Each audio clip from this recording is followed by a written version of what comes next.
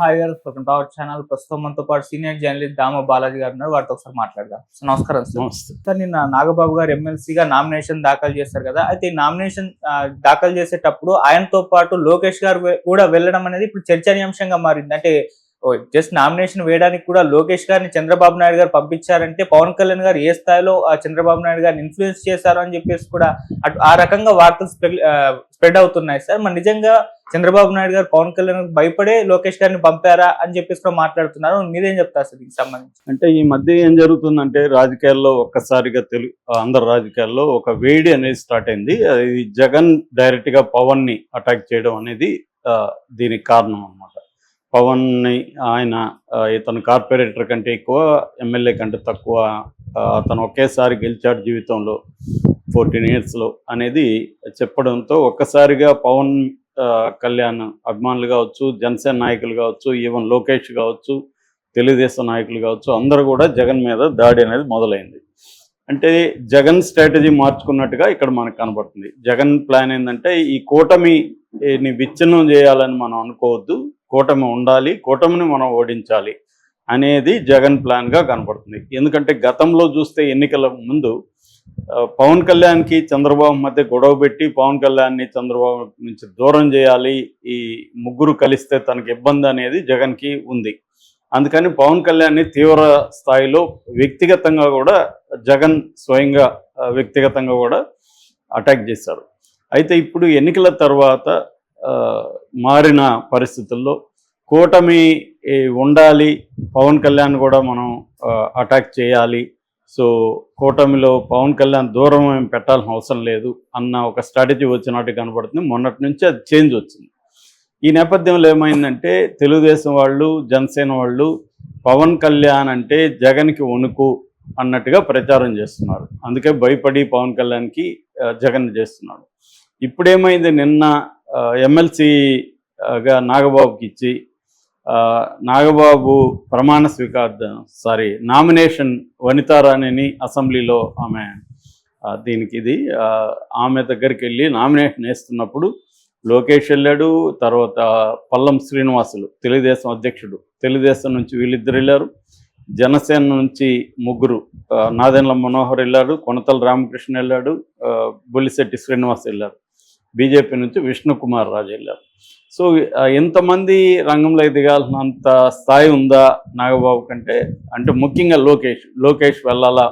ఒక రకంగా లోకేష్ డిఫాక్టో ముఖ్యమంత్రి ఇవాళ. అలాంటి లోకేష్ నాగబాబు ఎమ్మెల్యే కోటాలో ఎమ్మెల్సీగా నామినేషన్ వేస్తుంటే ఇతను వెళ్ళాలా అంటే పవన్ కళ్యాణ్ అంటే చంద్రబాబుకు వణుకు అని ఇప్పుడు వైసీపీ శ్రేణులు ప్రచారం చేస్తున్నాయి. మామూలుగా అయితే ఖచ్చితంగా పవన్ కళ్యాణ్కి ఇంపార్టెన్స్ అనేది చంద్రబాబు ఆప్టిక్స్ అంటారు రాజకీయాల్లో. ఆప్టిక్స్ అంటే ఒక సింబాలిక్ జెస్చర్, బయటికి కనబడేది. నిజంగా ఇవ్వాల్సిన చోట చంద్రబాబు ఇవ్వడం. అధికారం అంతా కూడా ఇప్పుడు కేంద్రీకృతమైనది లోకేష్ దగ్గరే.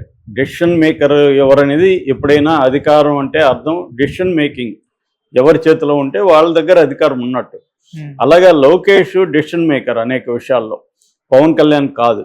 కానీ పవన్ కళ్యాణ్కి ఇంపార్టెన్స్ ఇస్తున్నట్టుగా కొన్ని విషయాల్లో చంద్రబాబు ప్రవర్తిస్తుంటాడు. అందుకనే ప్రతి గవర్నమెంట్ ఆఫీస్లో తన ఫోటోతో పాటు పవన్ కళ్యాణ్ పెట్టాలనేది ఒకటి. రెండోది డిప్యూటీ సీఎంగా పవన్ కళ్యాణ్ ఒకరిని పెట్టడం, లోకేష్ని పెట్టాలని డిమాండ్స్ బహిరంగంగా వచ్చినా కూడా వాటిని తొక్కేయడం. సో ఇవన్నీ ఏంటంటే పవన్ కళ్యాణ్కి సింబాలిక్గా ఆప్టిక్స్ పరంగా పవన్ కళ్యాణ్కి ఇంపార్టెన్స్ ఇస్తున్నట్టుగా చంద్రబాబు చూపించడం అనేది చంద్రబాబుకు అవసరం. ఎందుకంటే చంద్రబాబుకి ఇప్పటికి కూడా ఇటు బీజేపీతో కానీ పవన్ కళ్యాణ్తో కానీ పొత్తు లేకుండా ఒంటరిగా జగన్ మీద పోటీ చేయడం అనేది చంద్రబాబుకి ఇష్టం లేదు. ఎందుకంటే నమ్మకం లేదు, తను ఒంటరిగా పోటీ చేస్తే ఎప్పటికీ ఇప్పటి వరకు ఆయన రాజకీయ జీవితంలో ఒంటరిగా పోటీ చేసి గెలిచిన చరిత్ర చంద్రబాబుకి లేదు. అందుకని పవన్ కళ్యాణ్ వెరీ ఇంపార్టెంట్ చంద్రబాబుకి. రెండు కారణాలు. ఒకటి, పవన్ కళ్యాణ్ పొత్తు ఉండడం వల్ల పవన్ కళ్యాణ్కి ఒక ఓట్ బ్యాంక్ ఉంది, అది తనకి వస్తుంది, ట్రాన్స్ఫర్ అవుతుంది. ముఖ్యంగా కమ్మ కాపు కాంబినేషన్ అనేది సక్సెస్ఫుల్గా వర్కౌట్ అయింది. రెండవది, పవన్ కళ్యాణ్ బీజేపీతో చాలా క్లోజ్గా ఉన్నాడు. ముఖ్యంగా మోడీ, అమిత్ షాలు పవన్ కళ్యాణ్ని చాలా ఇంపార్టెన్స్ ఇస్తున్నారు. వాళ్ళ ప్రయోజనాలకి పవన్ కళ్యాణ్ అవసరం. ముఖ్యంగా సౌత్ ఇండియాలో బీజేపీ బలహీనంగా ఉంది, తమిళనాడు, కేరళ ఇలాంటి రాష్ట్రాల్లో. సో అక్కడ పవన్ కళ్యాణ్ని ఉపయోగించుకోవాలనేది వాళ్ళకున్న ఇది. అట్లాగే తెలంగాణలో కూడా ఉపయోగించుకుంటారు. సో నెక్స్ట్ ఆల్రెడీ బీజేపీకి 60 సీట్ల పైన తగ్గాయి నేషనల్ లెవెల్లో. ఇంకా తగ్గే అవకాశం ఉంది. ఎందుకంటే 3 సార్లు వాళ్ళు పరిపాలించారు కాబట్టి నిరుద్యోగం పెరిగింది, ధరలు పెరిగాయి, జీవన ప్రమాణాలు పడిపోయినాయి. ఇలాగా రకరకాల సమస్యలు దేశంలో ఉన్నాయి కాబట్టి ప్రజలు వ్యతిరేకించే అవకాశం ఉంది. యాంటీ ఇన్కంబెన్స్ అనేది బలంగా ఉంటుంది.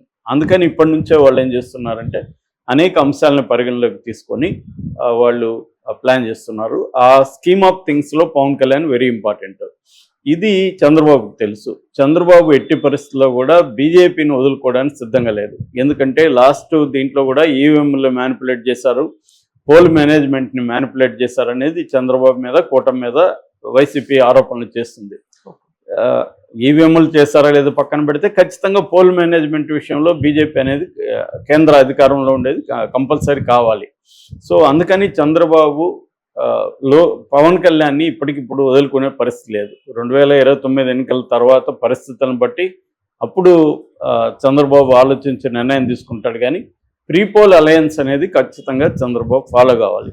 అందుకని పవన్ కళ్యాణ్కి ఆప్టికల్గా ఇంపార్టెన్స్ ఇస్తున్నట్టు, సింబాలికల్గా ఇంపార్టెన్స్ ఇస్తున్నట్టు చూపించడం అనేది చంద్రబాబుకి అవసరం.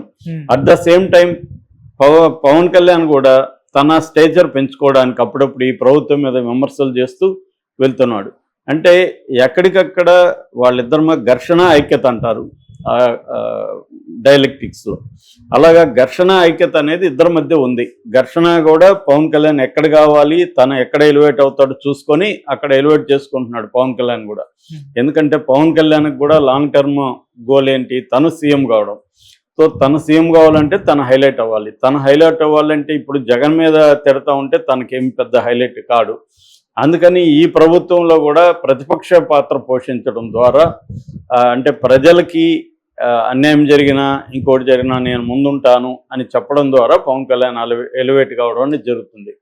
రెండవది సనాతన ధర్మానికి తానే ఛాంపియన్ అన్న ఒక దీన్ని కూడా పవన్ కళ్యాణ్ జాగ్రత్తగా కన్స్ట్రక్ట్ చేసుకుంటూ వెళ్తున్నాడు.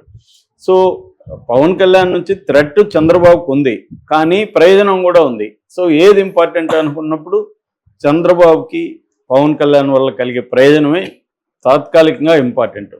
అందుకని నాగబాబుని పవన్ కళ్యాణ్ వదిలిపెట్టుకునే పరిస్థితి, అంటే పవన్ కళ్యాణ్ చెప్పిన తర్వాత నాగబాబుని దూరం పెట్టే పరిస్థితి చంద్రబాబుకి లేదు.